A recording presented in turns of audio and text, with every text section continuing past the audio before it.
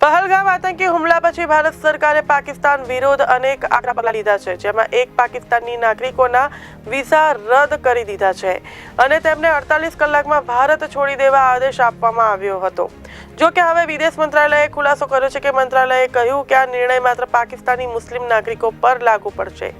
પાકિસ્તાનના હિન્દુ નાગરિકોએ ભારત છોડવાની જરૂર નથી। પાકિસ્તાનના જે હિન્દુઓએ લોંગ ટર્મ વિઝા અપાયા છે તેઓ ભારતમાં વિઝાની મુદત પૂરી થાય ત્યાં સુધી રહી શકે છે, પણ વિદેશ મંત્રાલયે જણાવ્યું કે ભારત સરકારે 24 એપ્રિલ 2025ના રોજ પાકિસ્તાનના નાગરિકોના વિઝા રદ કરવાનો નિર્ણય લીધો છે અને આ નિર્ણયના સંદર્ભમાં સ્પષ્ટ કરવામાં આવે છે કે આ નિર્ણય હિન્દુ પાકિસ્તાની નાગરિકોને અગાઉથી જારી કરેલા લોંગ ટર્મ વિઝા પર લાગુ નહીં થાય। આ વિઝાની કાયદેસરતા જળવાઈ રહેશે।